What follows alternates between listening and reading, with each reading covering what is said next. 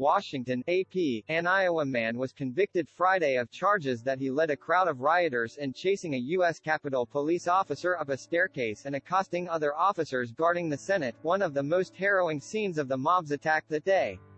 A federal jury deliberated for roughly 4 hours before convicting Douglas Jensen of felony charges that he obstructed Congress from certifying the Electoral College vote on January 6, 2021, and that he assaulted or interfered with police officers during the siege.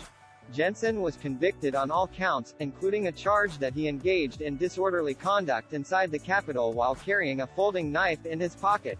During the trial's closing arguments, a prosecutor accused Jensen of weaponizing rioters by taking the lead in chasing Capitol Police officer Eugene Goodman up a staircase. A reporter's video of the confrontation went viral. The defendant wasn't just leading the mob.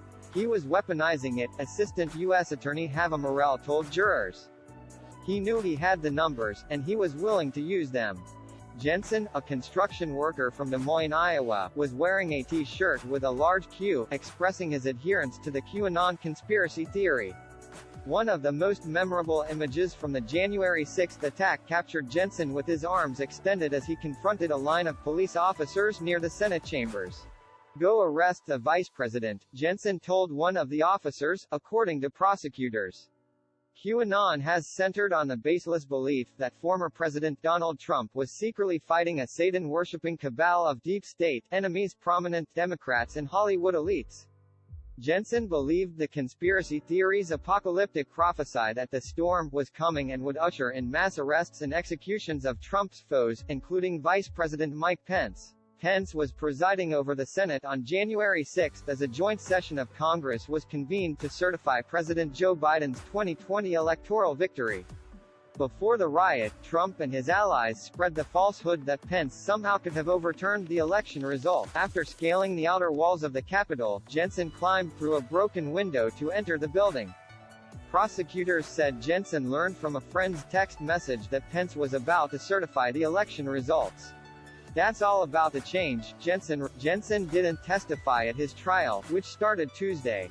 Goodman was a key witness for prosecutors. Before running upstairs, Goodman approached Jensen and other rioters with his hand on his gun. Fearing for his life, Goodman retreated upstairs and found backup from other officers guarding an entrance to the Senate, where senators were being evacuated, according to prosecutors. At least 880 people have been charged with Capitol riot-related federal crimes. About 400 of them have pleaded guilty. Juries have convicted 8 Capitol riot defendants after trials. None of the defendants who had jury trials was acquitted of any charges. Sentences for the rioters have ranged from probation for low-level misdemeanor offenses to 10 years in prison for a man who used a metal flagpole to assault an officer.